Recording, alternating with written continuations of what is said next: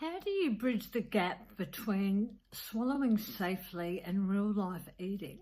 How do you integrate a culinary framework into your client or patient's real food eating life? Hello, I'm Yvonne McLaren and I am a dysphagia sufferer. I have radiotherapy-induced dysphagia, so I've had to manage this process, and I want to take you on a journey so that you have some understanding of what I had to do for transitioning off my peg tube, which I had for 15 months, back to oral eating and not relying on a peg tube any longer. And it was a journey, and it was a journey that didn't have any signposts. I didn't have any real guidance other than what was on social media. And I must preface this by saying I'm a qualified chef, so I know food. I know how to modify food. I understand food. I'm French traditional culinary trained chef, so I'm old school, and I found that skill set was incredibly useful to me when I discovered that I had oropharyngeal cancer, and it was stage 4. I had chemotherapy, I had radiotherapy, I've had a third of my tongue removed, and I didn't eat orally for about 15 months. And I had a peg tube, which is how I lived. Whilst I was going through this process, I thought to myself, wow, if you don't have these skills as a foodie, you're going to be in the hurt locker for a long time. So I started documenting what I did, and with my knowledge of writing and communicating, and my food background, my wine background, I created a pathway for me. And I recognised, after talking to many other head and neck cancer patients, or just people in general who've had the need to have a peg tube, that there is no clear pathway for people to fully comprehend what they're going through, the sorts of things that are out there to help them manage that process. And there's a real gap between when you leave a clinician environment. In my case, it was a hospital where I had a multidisciplinary team of a radiotherapist, a chemotherapist, a speech-language pathologist. I had a head and neck cancer nurse. There was a range of people that were looking after me, but they were all very separate silos, and it was left up to me to work out what communication was going on between the multidisciplinary team, how that was being communicated back to me, and how I was managing my process. And I did this alone, so I have a very strong and focused lens on this, if you like, and I just want to take you through some of the steps. I recognised, whilst I was on a cocktail of drugs, that there were 5 main areas or silos or foundational points that I needed to manage to get myself back to eating orally again. Now, I have quite bad dysphagia, and it changes depending on the weather, my frame of mind, how much exercise I've done, whether I've had a massage. So those things come into play, and I suspect that's for radiotherapy-induced dysphagia as much as anything.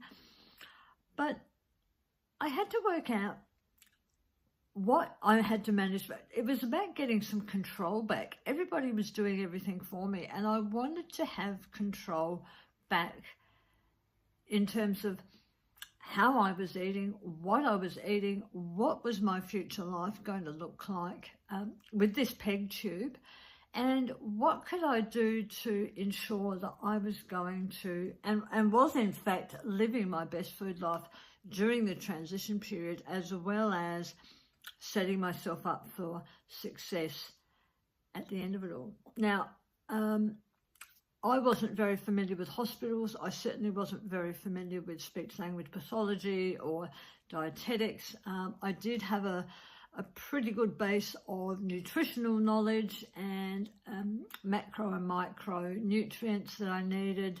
And that was just through my own interest as much as anything. So I've written a program and a pathway, if you like, that helps other people who may not have all those skills and levels of understanding. And I know that implementing some of these stages, the timeline differs for every individual person, and I know that.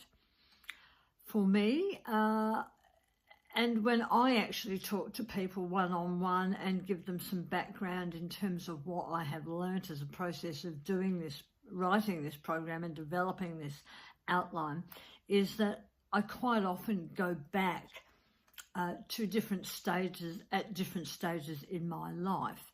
And that's because my swallow changes constantly, and I might have to make small adjustments on a daily basis to incorporate my new way of eating and food preparation, if you like. The program starts with a pathway, and that's really important because the thing that I found was I didn't actually know where I was on my eating or my food pathway. And that's because I had no understanding of dysphagia. I didn't know that it existed. I didn't know, and I hadn't seen visually what was going on with my own swallow. No one had suggested any barium tests or fluoro tests or cameras, to show me what was actually going on. So it was really important for me to understand where I was on my pathway. And from there, I could map out or plot, if you like, where I was going. It's very difficult to know how to get to point B if you don't know where point A is. So that's why the first part of the program talks about the pathway. And on that pathway, it's important to then establish some expectations of individuals. What's their nutrition like? What's their understanding of IDSI and texture modification of food? What's their cooking ability like? Who's in their team? So it's really important to map out and talk about some of those milestones so that they have some concept of where they actually are on this journey, on this pathway.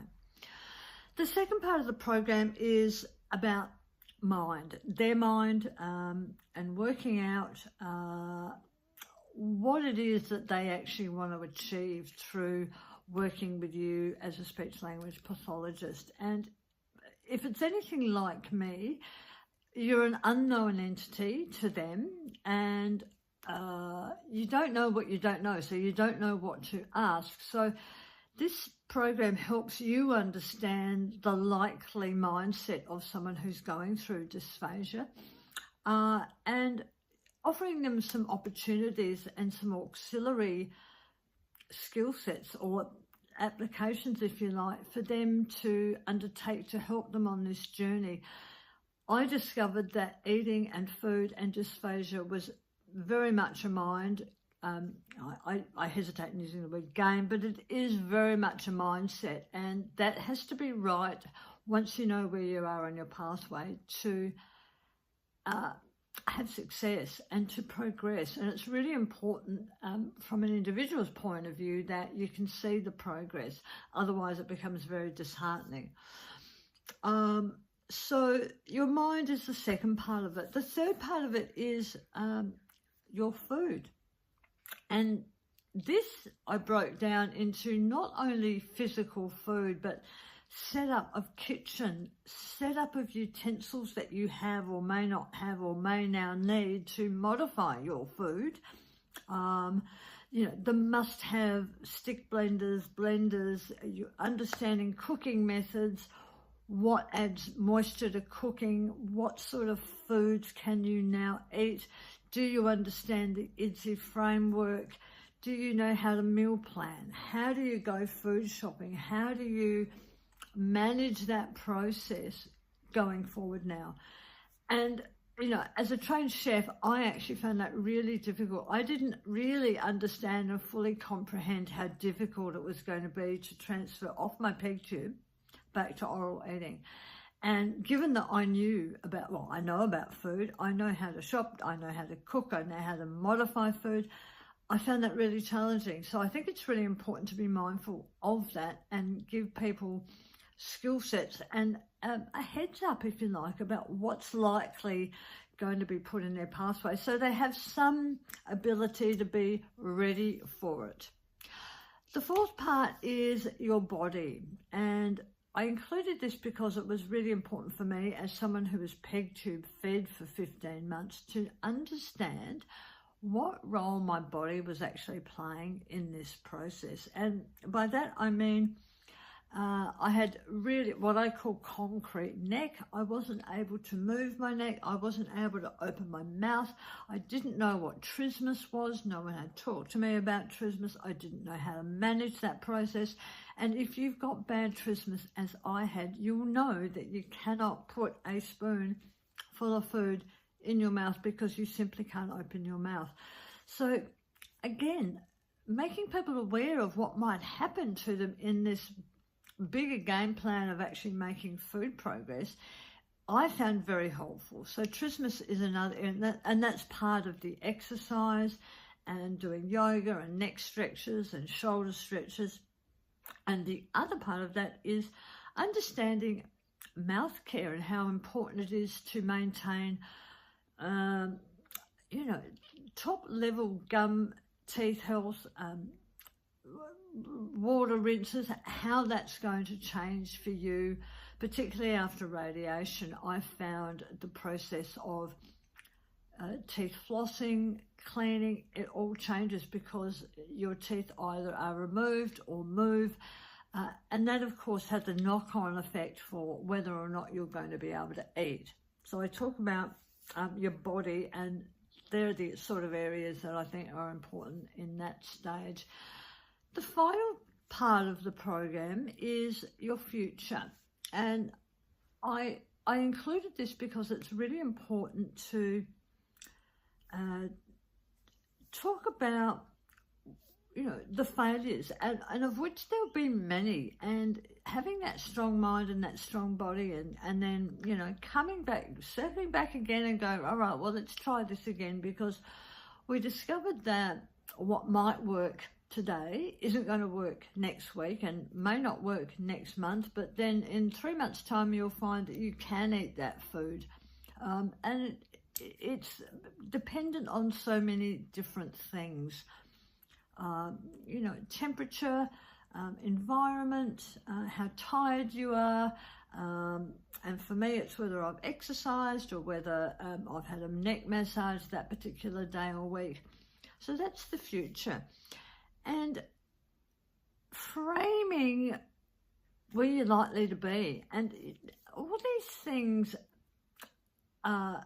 need resources to them, and they need to be curated in one spot so that clients or patients or yourself can go to these resources and actually see how they fit into the overall progress or the plan or the pathway that will create a better food and eating life. I hope that's been of help to you, and what I suggest now is, if this is of interest to you, I have a food integration assessment one-on-one session that I can do with you. And I think if you're having trouble with a client or someone that you live with, or, you know, these food integration one-on-ones can be quite helpful. And we can work out whether or not the resources that I've got and the expertise that I can offer you will be of use to you. And I'm sure it will be, because I think we need a plan, and we need to be able to be confident about where we are, where we're going to, and what things are available to us to make our food eating life safe, healthy, exciting, and real life. And that's what I offer.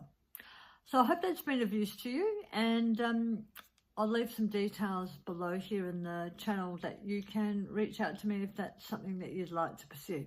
Okay, take care. Eat well. Bye.